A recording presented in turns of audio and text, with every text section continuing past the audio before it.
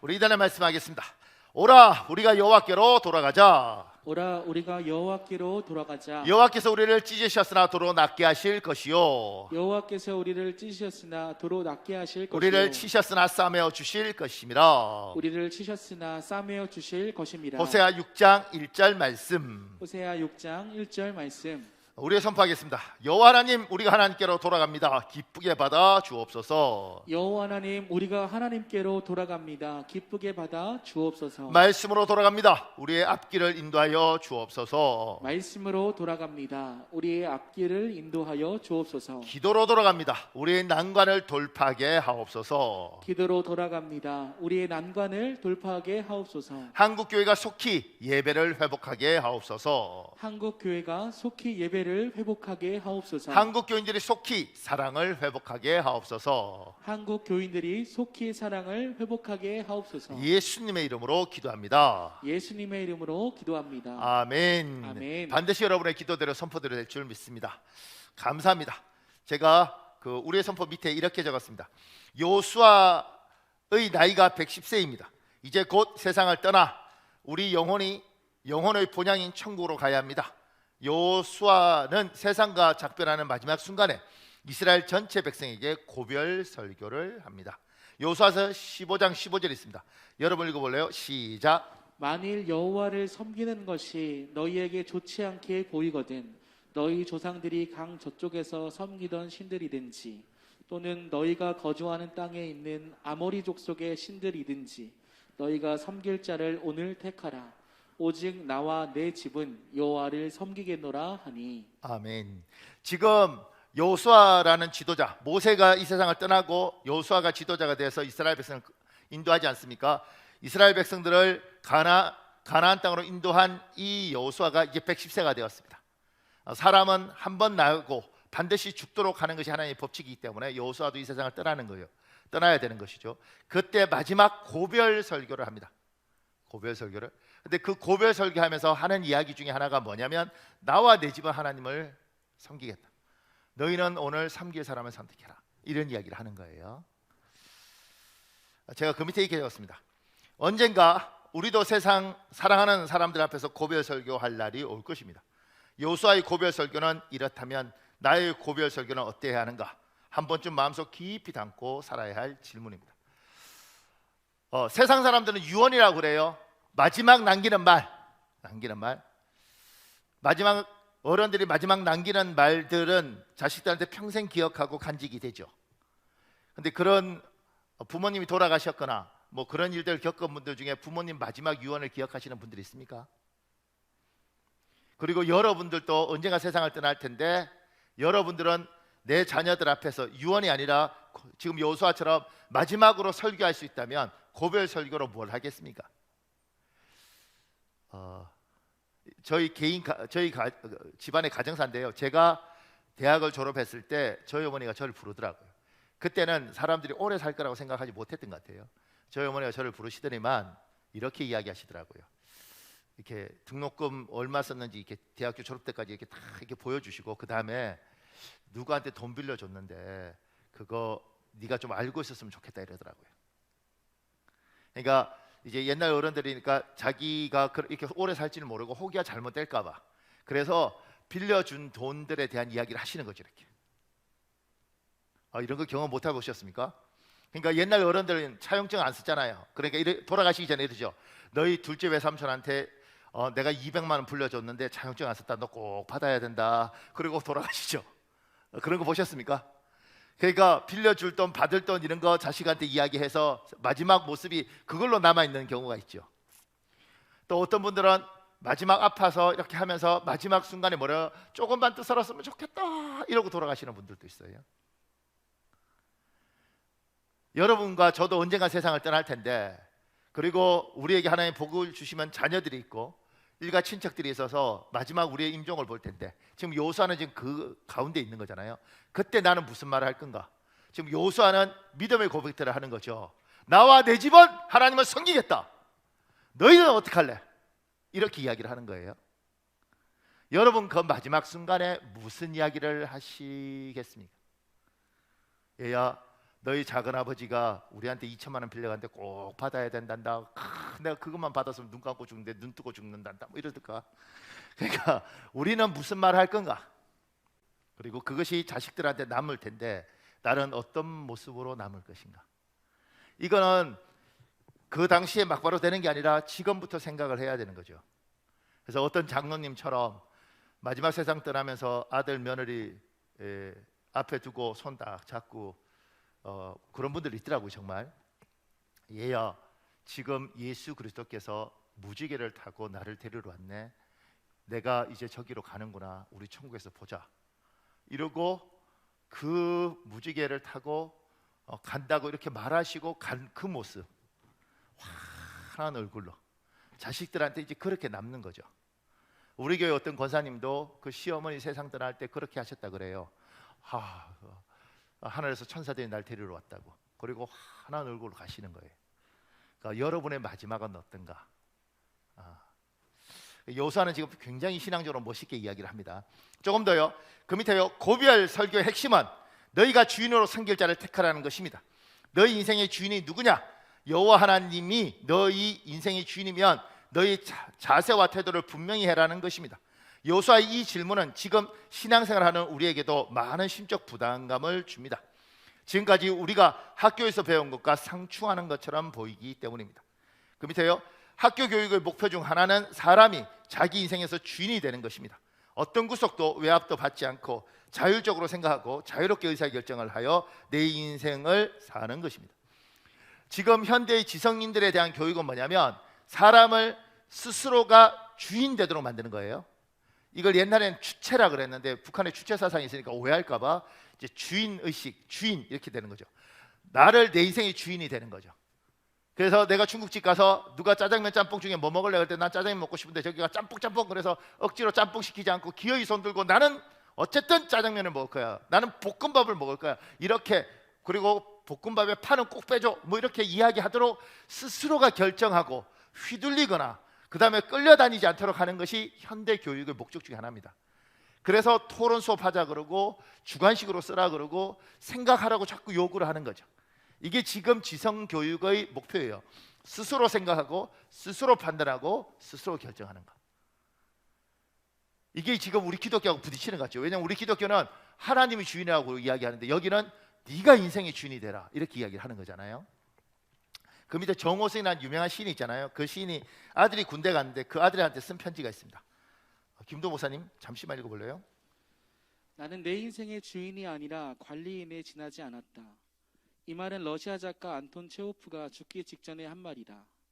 며칠 전 나는 이 말을 읽고 많은 생각에 잠겼다. 지금까지 나도 내 인생의 관리자에 지나지 않았다는 생각이 나를 몹시 괴롭혔다. 그것도 제대로 관리를 하지 못한 부실한 관리인. 그러나 후미나 너는 아직 젊은 20대 초반의 청년이므로 너는 내 인생의 주인이 되도록 해라. 군생활은 내가 내 인생의 주인이 될 수 있는 소중한 밑거름이 되어줄게. 틀림없다. 휴가 오면 더 많은 얘기 나누자. 너를 사랑하는 아버지가. 아버지가 자식한테 편지를 써요. 엄마가 자식한테 편지를 써요. 굉장히 매력적인 거잖아요. 쉽지 않습니다. 근데 우리는 그렇게 편지 쓸 수 있는 문화였으면 참 좋겠어요. 근데 아버지가 아들한테 군대에 있는 아들에게 편지를 써요. 그리고 뭐라고 이야기해요? 너의 인생의 주인이 네가 되어라 이렇게 이야기를 해요. 굉장히 멋있는 말이잖아요. 근데 이 멋있는 말 그리고 스스로 생각하고 스스로 판단하라고 네 인생의 주인이 남이 아니라 네가 돼야 돼 이렇게 말하는 이것이 우리 기독교하고 부딪힌다고 생각하는 사람들이 있는 거죠. 왜냐하면 우리는 자꾸 너의 인생의 주인은 너가 아니고 하나님이야. 너의 인생의 주인은 네가 아니고 예수님이야. 이러니까 가만히 있어봐. 그러면 내 인생의 주인이 내가 되면 안 되잖아. 이렇게 생각하니까 이게 부딪히는 거죠. 조금 더요. 그 밑에요. 현대 교육의 목표와 우리 기독교적 생각은 상충되지 않습니다. 다르지 않다는 거예요. 그 밑에요. 나는 내 인생의 주인이라는 것을 오해하면 내가 원하는 것을 내 마음 끌리는 대로 자유분방하게 누구에게 구애받지 않고 아무 꺼리낌 없이 하는 것으로 착각합니다. 마치 한국 민주주의 초기에 자유와 방종을 혼동했던 것처럼 혼동합니다. 너는 내 인생의 주인이 되어라. 이걸 오해하면 너의 인생에 네가 주인이니까 네 하고 싶은 대로 하라 이거예요. 미국이 지금 50만이 넘게 세상을 떠났지 않습니까? 코로나 때문에. 그리고 작년 올해 1월 달에 어떤 일이 있었냐면 알라바마 주립대가 미식축구에서 우승을 했어요. 미국에서 굉장히 뭐 사랑받는 스포츠니까. 그래서 이 사람들이 알라바마의 투스칼루사라는 조그만 도시가 있는데 그 도시에 수천 명이 모여서 마스크 안 쓰고 뭐 이렇게 뭐 왜냐면 우린 마스크 쓰기 싫다, 우린 즐거울 수 있다, 뭐 이렇게 되는 거죠. 그 투스칼루사에 우리 교회 부목사님으로 했던 남원 목사가 있죠. 제가 전화했었어요. 괜찮니? 이러니까 그러더라고. 목사님, 나는 목사님 전화 받고 왔습니다. 바깥에 안 나갑니다. 뭐 이러더라고. 그러니까 이게 그 사람들이 마스크를 왜 써야 돼? 내 인생은 내가 주인이야. 내가 쓰고 싶으면 쓰고 쓰기 싫으면 마는 거지. 참 이렇게 생각을 하는 거, 이게 내 인생의 주인이 되는 거라고 생각하는 것들, 이것이 착각인 거죠. 교육이 가르치는 내 인생의 주인이 내가 된다는 건 내가 주체가 되어서 생각하는 거예요. 그 밑에요. 나는 내 인생의 주인이라는 진정한 의미는 스스로 생각하여 자기 주관을 또렷이 가지고 자기 의지를 발휘하여 어떤 일을 결정하거나 결단하여 산다는 의미입니다. 이 말은 내가 어떤 남에게 휘둘리는 게 아니라 내 스스로 생각하고 내 스스로 판단해서 내가 어떤 선택을 하는 거예요. 이게 주인이 되는 거죠. 그러니까 기능이 내 하고 싶은 대로 한다는 개념이 아니라 내가 스스로 판단하는 내 인격을 가지고 있는 거죠. 신앙이 잘못되면 네가 어딨어? 하나님이 너의 인생의 주인이지, 너는 없는 거야. 너를 없애버려야 되는 거야. 이렇게 이야기를 해요. 이게 잘못된 신앙이에요. 옛날 우리는 그런 줄 알았어요. 나는 죄인이야, 나 같은 거 없어져야 돼. 주님이 주인이 되셔서 주님이 나한테 오셔서 가라면 가고 서라면 서고 나는 아무 생각도 없어야 되는 거야. 난 로봇 같아야 되는 거야. 이렇게 이야기하는 거예요. 이게 잘못된 신앙이란 말입니다. 왜냐하면 우리 말고 이를테면 뭐 도딱자 그러고 뭐 이런 거 있잖아요. 거기서 말하는 거 뭐냐면 나를 비우는 거예요. 나를 아무것도 없이 비워버리고 내 안에 딴 게 들어와서 지 하고 싶은 대로 하면 나는 좀비처럼 로봇처럼 이렇게 움직이는 인간을 만드는 게 그들이 말하는 도 닦고 뭐 이렇게 수련하고 이런 거예요. 우리 기독교는 어떤 개념이냐면 내가 뚜렷해요. 하나님이 아담을 만들잖아요. 선악과를 만들고 하나님이 우리의 의지를 주셔요. 네가 먹고 싶으면 먹고 먹기 싫으면 먹지 말아라. 네가 할 수 있다. 우리에게 의지를 줘요. 우리는 우리 인생에 우리가 스스로 생각하고 스스로 판단한다는 의미에서 우리 인생의 주인은 우리일 수 있습니다. 그런데 그 의지를 가지고 하나님 앞에 기꺼이 주님, 내 의지를 가지고 내가 당신을 내 주인으로 섬기겠습니다. 내가 당신을 따르고 당신을 섬기고 당신을 복사하겠습니다. 이게 우리 생각이에요. 이해가 가시나요? 저쪽은 잘못된 신앙은 나는 없어, 나는 죄인이야, 나 같은 게 무슨 생각이야, 난 아무 생각 없어, 그냥 가라면 가고 오라면 그러고 웃으라면 웃고 이렇게 되는 게 우리의 생각이야. 이렇게 훈련을 하는 것이고, 우리는 너는 생각이 있고 너는 판단할 수 있고 너는 결정하고 수 있어. 그리고 그 판단과 생각을 가지고 하나님을 주인으로 섬기는 거야. 그래서 하나님과 부딪히면 너를 내려놓는 거야. 하나님 선악과 먹지 마라. 정말 먹고 싶은데 하나님 먹지 말라니까 내 의지와 내 생각을 가지고 안 먹겠습니다. 정말 먹고 싶어, 진짜 먹고 싶은데 근데 하나님 하지 말라니까 안 하겠습니다. 내 의지가 분명히 있어요. 그런데 하나님께 순종하는 거죠. 이해 가시나요? 그래서 그 밑에요, 여호수아는 스스로 생각하여 자기 주관을 또렷이 가지고 자기 의지를 발휘하여 여호와 하나님만 섬기겠다고 결정하고 결단한 것입니다. 자기가 자기 인생의 주인이 되는 것을 포기하고 하나님을 주인으로 맞이합니다. 이것이 영적 기도의 의미입니다.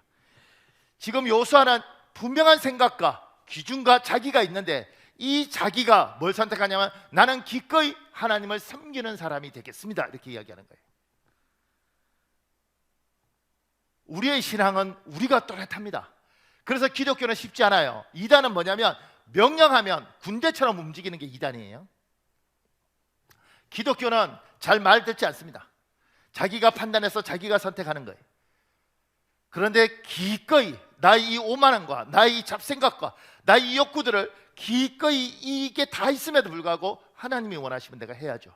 그래서 울면서라도 하나님이 원하면 내가 하려고 노력하는 거죠. 자기를 이기면서. 우리 기독교는 하나님은 여러분을 귀하게 창조하셨고 여러분은 여러분의 생각할 수 있어요. 여러분은 여러분의 사고를 가지고 있어요. 근데 그 사고를 다 가지고 기꺼이 하나님 앞에서 나를 내려놓고 따라가려고 하는 거죠. 내가 따라가는 겁니다. 내가 따라가는 겁니다. 내가 스스로 당신의 종이 되겠다고 결단하는 겁니다. 그 밑에 여호수아서 24장이 있습니다. 15절 18절 여러분 읽으십시오. 시작. 만일 여호와를 섬기는 것이 너희에게 좋지 않게 보이거든 너희 조상들이 강 저쪽에서 섬기던 신들이든지 또는 너희가 거주하는 땅에 있는 아모리 족속의 신들이든지 너희가 섬길 자를 오늘 택하라. 오직 나와 내 집은 여호와를 섬기겠노라 하니 여호와께서 또 모든 백성들과 이 땅에 거주하던 아모리 족속을 우리 앞에서 쫓아내셨습니다. 그러므로 우리도 여호와를 섬기리니 그는 우리 하나님이심이니라 하니라. 아멘. 지금 여호수아가 자기는 하나님 섬기겠다 그러잖아요. 이스라엘 백성은 너 어떡할래? 이스라엘 백성도 섬기겠다고 이야기하는 거예요. 자기 생각을 가지고 자기가 결정한 거예요. 우리는 장로교는 유아세례를 줘요. 근데 침례교는 유아세례를 주지 않습니다. 헌화식이라는 걸 해요. 유아세례가 없어요, 침례교는. 그리고 침례교 우리 교단의 법은 뭐냐면 만 14세가 되었을 때, 우리는 유아세례가 있긴 하지만 만 14세가 되었을 때 스스로 판단해서 세례를 받는 거예요. 내 의지를 가지고 만 14세가 하나님이 내 인생의 주인으로 내가 받아들이겠습니다. 내 의지를 가지고 세례를 받는 거예요. 유아세례는 우리는 법이 있으니까 유아세례 하잖아요. 어렸을 때 부모 때문에 해요. 그러면 그 유아세례 한 애가 만 18세가 되면 입교라는 걸 합니다. 입교는 뭐냐면 스스로 내가 엄마 아빠 때문에 교회를 다녔지만 이제 내가 만 18세가 되어서 내 스스로 내가 하나님을 섬기겠습니다. 내 의지와 내 생각을 가지고 내가 당신을 섬기겠습니다. 이게 우리가 만 18세 때 유아세례 받은 사람은 반드시 입교식을 하는 거예요. 그러니까 우리의 신앙이라는 건 우리의 생각과 우리의 의지를 없애버리는 게 아니고 버려버리는 게 아니라 가지고 있습니다. 이 못된 습성, 이 이기적인 속성, 때로는 이 모난 성품을 가지고 있음에도 불구하고 이걸 가지고 기꺼이 저분을 따라가겠다고 이야기하고 이걸 가지고 당신을 내 인생의 주인으로 섬기겠다고 이야기하고 내 이 모난 성품대로 성격대로 사는 것이 아니라 당신을 원하는 대로 내가 힘들지만 따라가겠다고 결단하는 게 이게 신앙 고백인 거예요. 여호수아는 이야기하는 거죠. 나는 부족하고 못났지만 나와 우리 집안은 저분을 섬기겠다. 우리는 때로는 저분하고 같이 가는 게 힘들기도 하고 안 맞기도 하고 그러지만 기어이 우리를 내려놓고 난 저분을 따라가겠다. 저분을 섬기겠다. 이게 나와 우리 집안의 결단이다. 너 어떡할래? 그랬을 때 이스라엘 사람들은 뭐라고 이야기하냐면 우리도 그렇게 살겠습니다. 그럼 이렇게 질문해 보죠. 왜 이 사람들이 이렇게 했는가? 다른 사람들은 그렇게 하지 않는데 왜 이 사람들은 기꺼이 자기 생각이 있는데도 불구하고 하나님을 섬기겠다고 이야기하는가? 그 밑에요. 여호수아와 이스라엘 백성이 스스로 생각하여 자기 주관을 또렷이 가지고 자기 의지를 발휘하여 여호와 하나님만 섬기겠다고 결정하고 결단한 이유는 세 가지입니다. 세 가지요. 여호수아서 24장 17절에 있습니다. 여러분 읽으십시오. 시작. 이는 우리 하나님 여호와께서 친히 우리와 우리 조상들을 인도하여 애굽 땅 종 되었던 집에서 올라오게 하시고 우리 목전에서 그 큰 이적들을 행하시고 우리가 행한 모든 길과 우리가 지나온 모든 백성들 중에서 우리를 보호하셨음이며. 이스라엘 백성들이 스스로 하나님의 종이 되겠다고 자기의 의지를 가지고 누군가의 노예, 누군가의 종, 누군가를 주인으로 섬기겠다고 하는 이유는 이스라엘 백성들에게 있었어요. 여호수아에게도 있었고 세 가지인데 작은 1번에요. 여호와께서 친히 우리와 우리 조상들을 인도하여 이렇게 되어 있습니다. 하나님의 인도하심을 충분히 경험했기 때문입니다. 하나님은 자기 사람을 복된 길로 인도하십니다. 우리 인생에서 잠시의 고난을 허락하셔도 결국 복된 끝을 맞이하도록 인도하십니다. 김도 목사님 이지성 거기가 쓴 리딩으로 읽어줄래요? 미국 뉴욕시 교육위원회에서 조나선 에드워즈의 가문을 5대에 걸쳐 조사한 적이 있다. 한 사람의 영적, 지적 수준이 후손에게 어떤 영향을 미치느냐를 조사한 것인데 그 비교 대상으로 마커스 슐츠를 선정했다. 그는 조나선 에드워즈와 같은 시대의 사람이었고 같은 지역에 살았으며 같은 경제력을 가졌고 같은 수의 가족이 있었다. 다만 영적으로 성경을 삶의 지표로 삼고 지적으로 인문 고전의 독서에 힘쓰는 전통을 후손에 물려준 에드워즈와 달리 슐츠는 성경에 무관심하고 인문 고전 독서에도 문외한인 전통을 물려주었다. 뉴욕시 교육위원회는 두 가문의 후손은 5대에 걸쳐서 면밀하게 추적했다. 조나선 에드워즈의 후손은 896명이었다.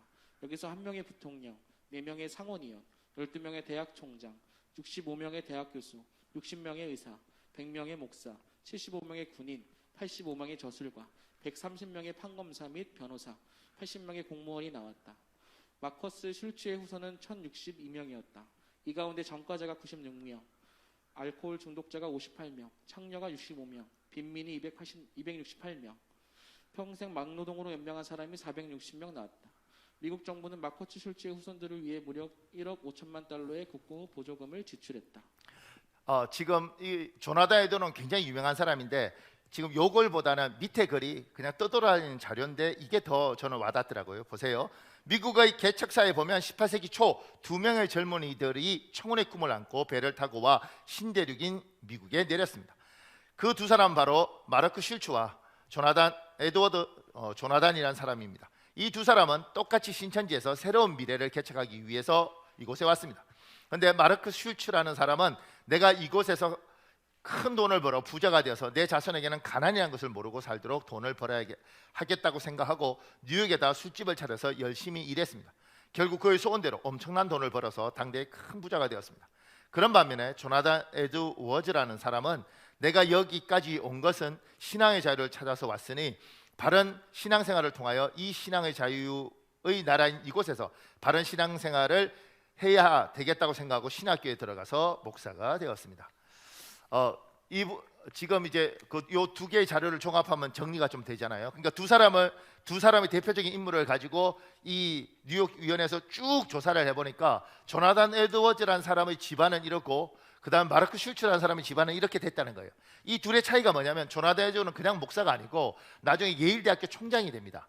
굉장한 학자이고 사실 천재적인 사람인데 이 조나단 에드워즈라는 사람의 집안을 마르크 슐츠라는 세속적인 사람을 둘을 쭉 훑어보니 이 집안은 미국 역사에서 이 사람들이 정말 고마운 사람들이라고 되는 것이고 이 마르크 슐츠라는 사람을 보면 둘이 당대에서는 돈도 비슷하고 명성도 비슷했는데 이 사람 인생을 추적해보니 정말 미국 입장에서는 진짜 끔찍한 집안이더라는 거예요. 그럼 이 둘의 차이가 뭐냐? 조나단 에드워즈는 하나님을 신뢰하고 하나님의 인도함을 따라 살 걸 결단했고 그 집안은 그 하나님의 인도함을 따라간 것이고 여기 하나님 필요 없이 돈을 따라 산 거예요. 하나님의 사람들이 하나님의 인도하심을 따라 살고 하나님의 인도하심을 따라 살 때 잠시의 고난과 어려움이 있지만 결국 하나님이 자기 백성을 긍휼히 베푸시고 자기 백성들을 지켜주셨다는 것들에 대한 명확한 것들을 경험할 때 이스라엘 백성처럼 그리고 여호수아처럼 나와 내 집은 하나님을 섬기겠다고 이야기하는 겁니다. 여러분과 제가 신앙생활을 하면서 하나님의 인도하심을 만끽하면 우리의 고별 설교에 이야기하는 거예요. 하나님 붙들어야 돼 얘야. 하나님 섬겨야 돼 얘야. 하나님 정말 붙들고 살아야 돼. 그렇게 이야기를 하는 겁니다. 여러분에게 하나님의 인도하심이 있습니까?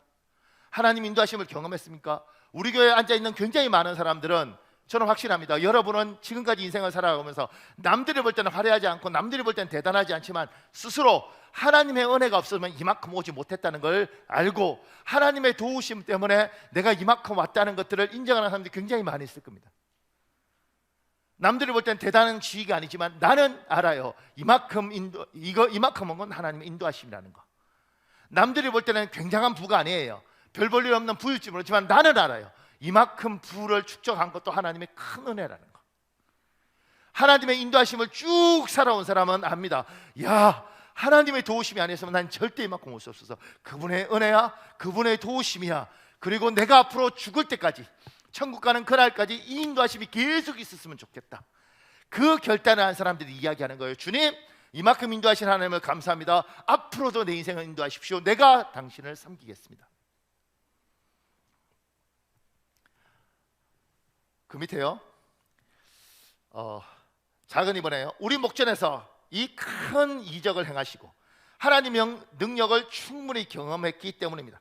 하나님은 자기 사람에게 이적을 베푸십니다. 삶의 고비에서 사람의 능력이 어찌할 수 없을 때 사람의 역량이 멈춘 그곳에서 하나님은 기적을 행하십니다. 김도 목사님, 이거 읽어줄래요? 사랑 나눔 전도 축제가 열렸다. 첫째 날 저녁 본당 800석 정도의 기존 성도 60명과 불신명 25명이 참석했다. 본당은 횡했지만 얼마나 귀한지, 얼마나 감사한지 모른다. 그때 하나님께서 엄청난 기적의 역사로 이 사역에 힘을 실어주셨다. 영접 기도 후 모두 박수하며 하나님께 영광을 돌리고 환영하고 마쳤는데 회중석 앞줄에 사람들이 모여서 웅성웅성했다. 박용진이라는 교포 2세 청년 때문이었다. 그의 나이 26인 이 청년은 후천성 시각장애로 시력을 잃은 지 5년이 지났고 점자로 공부하여 유명한 버지니아 텍에 다니고 있었다. 이민 2세지만 한국어도 잘해서 설교를 다 알아들었는데 하나님께서 죄인인 자기를 위해 예수님을 보내주시고 그 예수님이 자기의 죄값을 치르기 위해 십자가에서 생명을 바치시고 부활하셨다는 말을 듣는 순간 자기 삶에 희망이 보였고 복음을 듣고 내가 믿어야겠다, 예수님을 붙잡아야겠다 해서 복음의 초청에 응하여 손을 들고 일어섰다고 한다.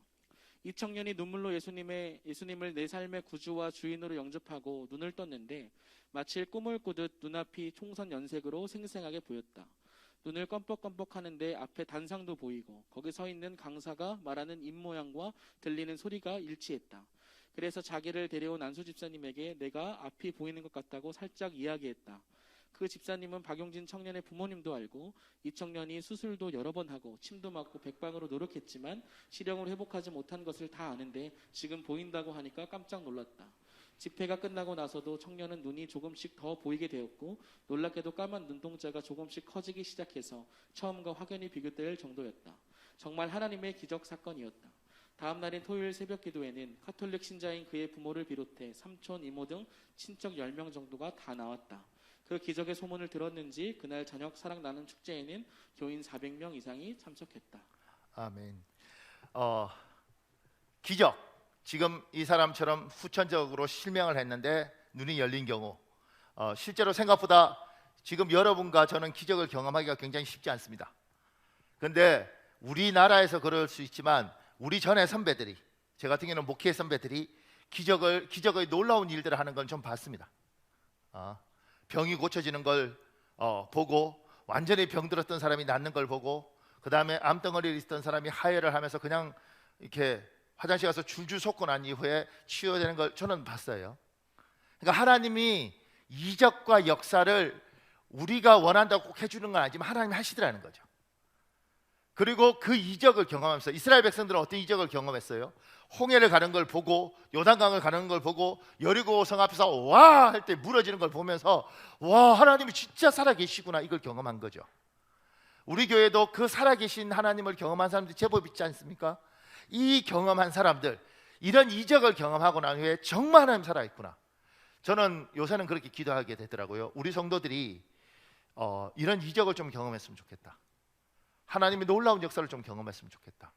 왜냐하면 이 긴 코로나로 다들 신앙이 이렇게 지쳐 있는데, 꼭 물 먹지 못한 화초처럼 시들시들해 있는데, 이 사람들이 정말 하나님의 살아계심을 좀 경험했으면 좋겠다, 이런 마음이 있습니다. 그런데 이제 그러면서 제가 이 설교 준비하면서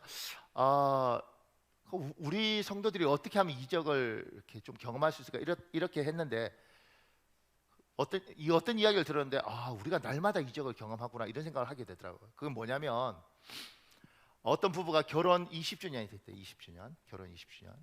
근데 여자분은 4대째 믿음의 집안에서 살았고 남자는 모태신앙인 거예요. 그래서 4대째 믿음의 집안에 자란 여자가 모태신앙 남자하고 결혼해서 결혼 20주년을 맞이한 거죠. 그러면서 헌금이 올라왔대요. 교회 헌금, 결혼 20주년 감사. 뭐라고 헌금이 올라왔냐면 이렇게 올라왔다는 거예요. 하나님, 이혼하지 않고 지금까지 산 것만 해도 기적입니다. 날마다 기적을 경험하죠. 왜냐하면 이 남자하고 이 여자하고 20년 못 살아. 이거 살려면 살신성이 나지 않는 한 살 수가 없어. 근데 이것 가만 생각해보면 우리가 이만큼 온 게 뭐다? 기적이구나, 이 생각이 들지 않습니까? 제가 오늘 설교하면서도 그 생각 들더라고요. 세상 사람은 이렇게 말하죠. 내가 잘났어, 난 대단해, 내 나이 이 정도 버티는 것, 내 나이 이 정도 돈 버는 거, 참나 누가 이만큼 벌어, 내가 얼마나 열심히 살았는데, 내가 사람들 그만큼 깔아둬서 이만큼 온 거야. 세상 사람들은 그렇게 이야기하죠. 예수 믿는 사람은 이렇게 이야기를 하죠. 제가요 정말 기적을 경험합니다. 하나님이 저를 도와주셔서 이만큼 왔습니다. 제가 이 나이에 이렇게 돈 벌고 있는 거 지금까지 제가 그 직장에 붙어서 그래도 이만큼 사는 거 제 성격에 진작에 때려쳤습니다. 그런데 이만큼은 그 기적입니다. 기적. 저는 오늘 이 설교하면서 그 생각 들더라고요. 다음 주쯤에 누가 하나가 헌금을 했으면 좋겠어요. 이렇게 봉투에. 주님, 우리 애가 집 안 나가고 지금까지 집에 붙어 있는 것만 해도 기적입니다. 이런 거. 제 성격 때문에, 우리 엄마 성격 때문에 애가 벌써 집 나가도 옛날에 나갔을 텐데, 그것들이 어느 날 눈이 열려서 보면, 그래요, 하나님 정말 기적이군요. 하나님 정말 하나님이 도우셨군요. 그러지 않으면 내가 이만큼 올 수 없었을 텐데. 그게 눈이 열리면 뭐 홍해가 갈라지고 요단강이 갈라지는 것도 기적이지만, 남들이 볼 때는 어떨지 모르지만 나는 아는 거죠. 내가 이만큼 온 게 기적이라는 것, 내가 이만큼 버틴 게 기적이라는 것, 그리고 우리 집이 요만큼 온 게 기적이고, 내가 그래도 지금 이렇게 가고 있는 것이 기적이라는 것.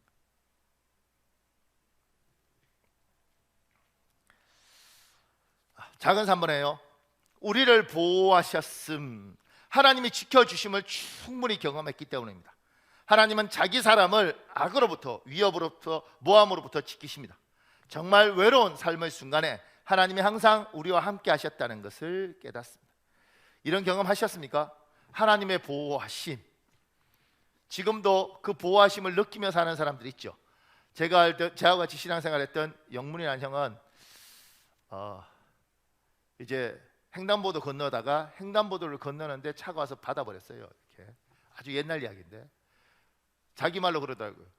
몸이 공중으로 확 이렇게 솟아오르더래. 그리고 생각했대요. 야, 죽는구나. 왜냐면 붕 뜨더래요, 자기 마음에. 그런데 따뜻한, 자기 말로는 천사라 그러더라고요. 따뜻한 게 와서 쫙 받아서 이렇게 내려놓더라는 거예요. 근데 내가 병원에 가서 그 이야기를 들었거든요. 아니, 그럼 천사가 그렇게 이렇게 했는데 다리는 왜 부러진 거야? 그러니까 뭐라고 이야기하냐면, 가지 말라는데 자꾸 가니까 부러진 거지. 진짜 하면 죽었다는 거예요. 자기 말로는. 제가 이제 그 이야기 이렇게 들으면서, 천사가 지켜줬으면 다리 부러졌겠냐? 이렇게 말하는 사람도 있지만, 그 사람은 이야기하는 거예요. 난 사실 죽었어. 하나님이 다리 부러뜨려 놓은 이유가 있지. 나는 알아. 근데 하나님이, 그런 것들을 여러분이 살면서 경험한 사람들이 있을 거 아니에요? 하나님이 정말 살려주셨구나. 하나님 지켜주셨구나. 철 없을 때 그냥 그래도 되는 줄 알았는데 나중에 이런 거. 제 같은 경우에는 이 설교 준비하면서 제가 돌아보니까 두 가지 경험이 생각났는데, 하나는 제가 이제 뭐 이렇게 뭐 외국에 강의 가고 이럴 때, 태국 같은 데 갔을 때 혼자 뭐 이렇게 선물 사러 갔었어요. 별 생각 없이 그냥 가도 되는 줄 알고 갔는데, 어떻게 잘생긴 아랍 사람 같은 사람이 날 딱 부르더라고요. 한국이냐고. 그래서 한국인이라고. 그러니까 자기가 잔돈이 필요한데, 그러면서 지갑을 열더라고요. 이렇게. 지갑에요, 돈이 달라고 뭐고 돈이 얼마나 많이 줘. 이만큼 두껍더라고요. 돈 좀 바꿔줄 수 있냐고. 근데 돈이 없었죠. 그래서 참 제가 돈이 없으니까, 나 돈 없어, 이렇게 이야기했어요. 바꿔줄 돈 없어, 솔직하게. 그래서 걔가, 한국 사람도 돈 많이 갖고 다니잖아. 그래서 내가, 근데 나는 그 돈 많은 사람이고 난 돈 없어. 그러니까 뭐 알았다 이렇게 하면서 뭐 이렇게 하고 가더라고요. 그리고 이제 별 생각 없이 나중에 왔다가 이제 선교사하고 이야기하고 이러면서 식은땀이 쫙 흐르죠. 왜냐면 한국 사람은 현금 많이 갖고 다니는데 돈 바꿔달라 그래서 돈 쫙 해서 바꿔줬으면 나는 납치돼서 어떻게 됐을지 모르는 거예요. 근데 몰랐죠. 그냥 돈이 없으니까. 근데 그 이야기 들으면서, 이렇게 해서 한국 사람들이 납치되고. 그러니까 저희 지혜롭지 못했는데 그런 것들이 시간이 지나면서 저는 인식하는 거죠. 하나님 지켜주신 거군요. 미국에서 이렇게 밤에 이렇게 길거리 걸어 다니면 안 되는데, 근데 이제 저는 하여튼 차도 없고 이래서 전철 타고 이렇게 어디 갔는데, 그 갈 때 이렇게 입으면 안 되거든요. 그냥 잠배대기 같은 거 입어야 되는데, 그냥 이렇게 마이 같은 거 입고 이렇게 걸어가면 돈이 있는 사람이라고 생각하는데, 별 생각이 없었어요. 처음 가서 잘 몰라서. 이렇게 가는데 차가 이렇게 지나가면서 코리안 이러고 이렇게 그 차에서 남자들이 와 이러고 이렇게 차를 차를 가지고 이렇게 쫙 지나는데 막 저쪽으로 지나가면서 저를 본 거였죠. 그리고는 저기로 돌아서 차가 막 속도를 내서 오더라고요. 저기 이렇게 한 블록을 쫙 돌면서 그 순간 식은땀이 쫙 나고요. 제가 평생 그렇게 간절한 기도 처음 해봤습니다. 하나님 살려주십시오. 그리고 막 뛰는 거예요. 왜냐하면 양복 저렇게 입고 가는 길을 걷는 제 돈 있다. 아마 걔는 차 있는 쪽으로 간다고 생각했겠죠. 그러니까 막 끽 소리 나면서 헤이 그러는데 막 참 평생 그렇게 기도해야지 응답이 빠를 텐데 그때 정말 죽는 줄 알았습니다. 그런 것들을 경험하면서 철이 없었던 거죠. 그때는 젊었으니까. 그러면서 하나님의 보호하심, 하나님 지켜주심. 여러분은 어떠셔요? 지금도 운전하고 다니면서 뭐 운전하는데 뭐 지금도 고속도로에서 얼마나 많은 사람이 죽어가는지 모릅니다. 내가 고통복귀를 안 하겠다고 안 죽는 게 아니라 저기서 넘어와서 죽어가는 사람들도 많아요. 운전하고 출근했다 오면서 하나님 고맙습니다 지켜주셔서 그걸 인정하느냐는 거지. 날마다 하나님의 보호하심과 지키심을 경험한 사람들, 그 사람들이 이야기하는 거예요. 제가 그 밑에 이렇게 적었어요. 하나님의 인도하심과 이적 행하심과 보호하심을 충분히 경험한 여호수아와 장로들이 사는 날 동안 이스라엘은 하나님을 섬겼습니다. 이스라엘 백성들이 어떻게 하나님을 섬기게 되느냐면 여호수아와 이스라엘 장로들이 왜 하나님을 섬기겠다고 이야기하면 이 사람들은 하나님의 보호하심과 하나님이 지켜주신 거 하나님 이적을 충분히 경험한 거예요. 그러니까 이분을 떠나서 사는 것 자체는 말이 되지 않는 거예요. 그래서 누구 섬길래? 하나님 섬겨야죠. 하나님 안 섬겼으면 내가 이만큼 올 수 없었습니다. 이걸 아는 겁니다. 여호수아서 24장 31절에 있습니다. 여러분 읽어보십시오. 시작. 이스라엘이 여호수아가 사는 날 동안과 여호수아 뒤에 생존한 장로들 곧 여호와께서 이스라엘을 위하여 행하신 모든 일을 아는 자들이 사는 날 동안 여호와를 섬겼더라. 지금 사랑하는 여러분, 여러분의 신앙이 많이 처져 있을 텐데 다시 한번 하나님의 보호하심을 경험하고 하나님의 이적 행하심을 경험하고 하나님이 인도하심을 경험하는 신앙생활이 되시길 예수님 이름으로 축복합니다. 그래야 살아납니다. 그래야 여러분의 후손들에게 고별 설교를 할 때 나와 내 집은 하나님을 섬기겠다고 이야기할 수 있는 힘이 생깁니다. 그런데 이스라엘 백성들 여호수아와 그리고 그 당대의 장로들이 있을 때는 섬겼다 그래요. 그 말은 뭐예요?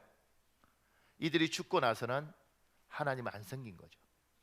그래서 여호수아서 뒤에 사사기에 오면 하나님을 섬기지 않습니다. 왜 그럴까? 신앙을 이렇게 이야기합니다. 당대 예수를 믿는 사람, 하나님을 체험하고 은혜를 경험하고 뜨겁습니다. 이게 당대에 믿었던 사람입니다. 그런데 이 당대가 믿고 그 다음에 2세대가 되면 부모한테 끌려서 교회 생활을 하면서 은혜 받은 사람도 있지만 은혜 못 받아도 당연히 하나님을 섬겨야 된다고 생각하고 와요. 근데 부모한테 들은 이야기가 많기 때문에 거부는 하지 않지만 내가 이렇게 열심히 믿을 필요가 있나 이런 생각을 2대째 합니다. 3대째 가면 예수를 제대로 믿으면 놀라운 게 첫째, 둘째, 3대쯤에 가면 하나님의 복을 줍니다. 그래서 물질적으로도 풍요로워지고 삶도 괜찮아집니다.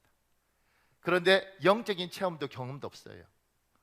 그러니까 교회를 다니면서 무슨 생각을 하느냐면 그냥 신앙생활을 하는데 내가 왜 이걸 하고 있지? 이렇게 생각해요. 우리 집안 전통이니까 이렇게 되는 겁니다. 그래서 지금 우리나라에 복음이 들어와서 130년 이렇게 지나면서 어떤 일이 생기냐면 3대, 4대, 5대도 있잖아요. 그러니까 이렇게 4대쯤 있는 집안, 5대쯤 있는 집안에 하나님 복을 받고 머리 좋은 애들이 태어나고 이러면서 국회의원도 되고 그래서 지금 국회의원 300명 중에 100명은 기독교라고 이야기하잖아요. 그렇게 많은 사람들인데 이 사람들은 영적인 지금 여호수아와 장로들처럼 하나님의 인도하심, 하나님의 도우심, 이적 이런 거 없는 거예요. 그러니 이때부터는 신앙을 그냥 집안의 전통이니까 근데 믿음적으로 살지도 않고 그리고 기도할 이유도 없는 거예요. 이들이 나중에 보면 여호수아 이후에 사사기 세대가 되고 이들이 인생의 고난을 너무 많이 겪습니다. 여러분과 제가 여호수아처럼 고별 선도를 당당하기 위해서 우리 때 충분히 하나님의 역사와 인도하신 이걸 경험하고 그리고 고민하셔야 됩니다. 그러면 이 믿음을 우리 밑에 아이들한테는 어떻게 전달할 것인가? 얘들은 어떻게 하나님의 인도하심을 경험하고 얘는 어떻게 하나님을 체험하고 얘는 어떻게 하나님의 역사하심을 경험할 것인가에 대한 고민들을 하고 이 믿음을 얘들에게 물려줘야 될 것들도 우리의 사명입니다. 이 부담을 가지고 사셔야 됩니다. 여호수아는 분명히 선을 그어서 이야기하고 그리고 이 믿음의 조상들은 그렇게 살았습니다. 그리고 이것이 지금 우리 교회도 그런 사람 많은데 이렇게 왔는 이 신앙이 여러분 밑세대에도 전달되어 줄 수 있길 예수님 이름으로 축복합니다. 사랑하는 여러분, 우리 한 10분 정도 기도하실 텐데 오늘 말씀 중에 하나님 여러분에게 어떤 말씀을 주십니까? 여러분은 고별 설교 때 무슨 말을 할 겁니까? 여러분은 하나님의 인도하심을 경험했습니까? 하나님의 보호하심을 경험했습니까? 하나님의 이적을 경험했습니까? 혹여 그것이 없다면 기도하셔야 됩니다. 하나님, 나에게 하나님의 보호하심을 주십시오. 하나님 이적을 경험하게 하시고 하나님 인도하심을 경험하게 하시고 나도 사랑하는 내 후손들에게 나와 내 집안 하나님 한 분은 생기겠다고 이야기할 수 있는 하나님 그러한 인생으로 하나님 축복해 주십시오. 그리고 하나님, 나는 힘들게 믿었는데 이 믿음이 우리 밑으로도 이어질 수 있도록 도와주시고 이 어려운 세대에 하나님 나에게 믿음을 달라고 나에게 역사해 달라고 이 시간에 주여 한번 간절히 부르짖고 우리 기도하는 시간 가지겠습니다. 주여, 아버지 하나님 여호와여 도와주십시오.